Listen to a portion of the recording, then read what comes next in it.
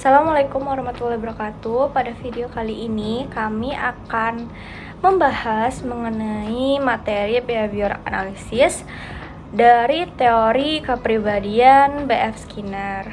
Nah, pada kali ini saya tidak sendirian. Saya dengan rekan-rekan saya yaitu Nimas Sulistianum dan Nini Aulia Putri. Dan saya sendiri yaitu Nikisa Intanarista.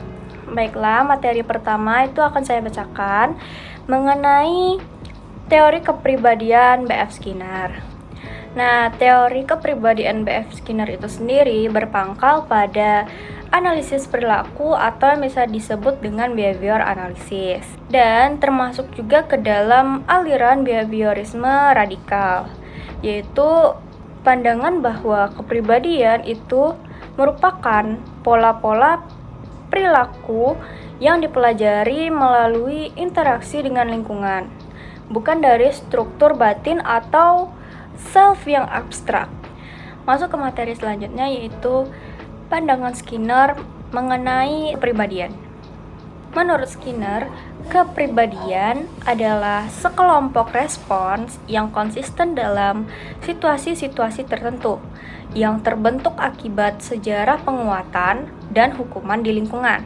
Skinner sendiri menolak konsep faktor kepribadian yang tetap seperti ciri dominan dan juga sifat bawaan, dan lebih menekankan bahwa perilaku bisa diubah dengan mengubah lingkungan. Nah, kita masuk ke konsep dasar, yaitu operant conditioning. Inti teori dari Skinner dalam analisis perilaku adalah operant conditioning itu sendiri, yaitu terdiri dari perilaku itu dipengaruhi oleh konsekuensinya, bukan hanya stimulus awal saja. Yang kedua, yaitu perilaku yang diikuti dengan penguatan atau disebut dengan reinforcement, itu cenderung diulang. Dan yang terakhir, perilaku yang tidak diperkuat atau dihukum cenderung berkurang. Masuk ke asumsi dasar. Skinner itu bekerja dengan 3 asumsi dasar. Yang pertama yaitu tingkah laku mengikuti hukum, atau bisa disebut dengan behavior is lawful. Ilmu adalah usaha untuk menemukan keteraturan, menunjukkan bahwa peristiwa tertentu berhubungan secara teratur dengan peristiwa lain. Yang kedua, tingkah laku dapat diramalkan atau behavior can be predicted. Ilmu bukan hanya tentang menangani masa lalu, tetapi juga masa yang akan datang. Dan yang ketiga yaitu tingkah laku itu dapat dikontrol atau behavior can be controlled. Ilmu itu dapat melakukan antisipasi dan menentukan atau membentuk sedikit banyaknya tingkah laku seseorang.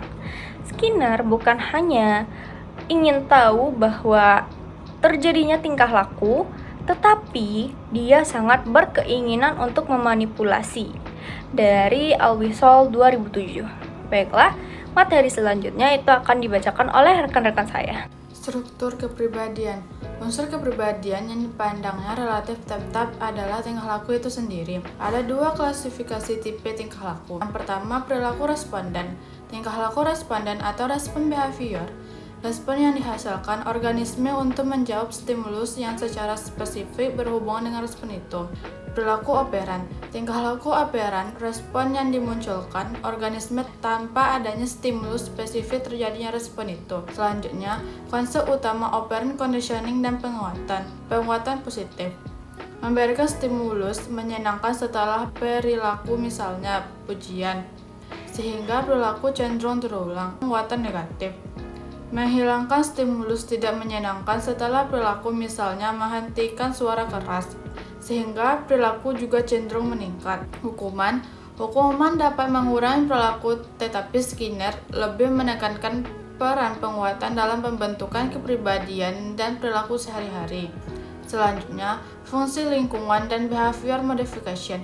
Skinner menekankan bahwa lingkungan bukan bawaan atau modifikasi tersembunyi, adalah faktor utama yang membentuk kepribadian. Selanjutnya, behavior modification.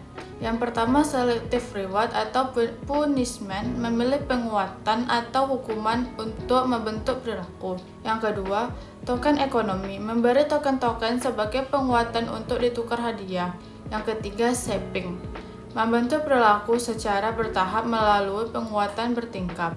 Dan selanjutnya, pendekatan psikologis Skinner. Yang pertama, otonomi manusia. Yang kedua, penokan atas penguratan fisiologis genetik. Yang ketiga, psikologi sebagai ilmu pengetahuan tingkah laku. Yang keempat, kepribadian menurut perspektif behaviorisme. Baiklah, saya Nima Sulestiano akan melanjutkan materi selanjutnya, yaitu tentang dinamika kepribadian. Yang pertama ada kepribadian dan belajar. Kepribadian dapat dipahami dengan mempertimbangkan tingkah laku dalam hubungannya yang terus-menerus dengan lingkungannya. Dengan melakukan penguatan reinforcement, suatu strategi kegiatan yang membuat tingkah laku tertentu berpeluang untuk terjadi atau sebaliknya, berpeluang tidak terjadi pada masa yang akan datang. Kemudian ada tingkah laku kontrol diri. Tingkah laku disebabkan dan dipengaruhi oleh variabel eksternal. Pengertian kontrol diri ini bukan mengontrol kekuatan di dalam self, tapi bagaimana self mengontrol variabel-variabel luar yang menentukan tingkah lakunya. Kemudian ada stimulan aversif, sesuatu yang tidak menyenangkan atau bahkan menyakitkan. Perilaku yang diikuti oleh stimulan aversif akan memperkecil kemungkinan diulanginya perilaku tersebut pada masa-masa selanjutnya. Contohnya seperti teori Skinner, tidak menghargai harkat manusia. Manusia bukan mesin otomat yang diatur oleh lingkungan semata. Gabungan pendekatan nomotorik dan ideografik banyak menimbulkan masa ideologis, mengobati atom dan menyebabkan penyebab internal, mental, dan fisiologi. Generalisasi dan tingkah laku merpati mematok makanan menjadi tingkah laku manusia yang sangat kompleks dan luas atau jauh. Kemudian yang terakhir, ada conditioning klasik. Conditioning klasik disebut juga dengan conditioning responden karena tingkah laku dipelajari dengan memanfaatkan hubungan stimulus-respon yang bersifat refleks bawaan.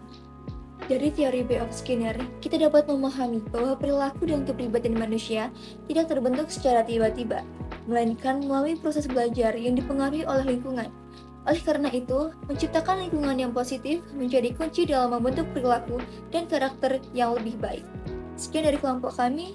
Saya ucapkan terima kasih. Saya akhiri dengan wabillahi taufiq wal hidayah. Wassalamualaikum warahmatullahi wabarakatuh.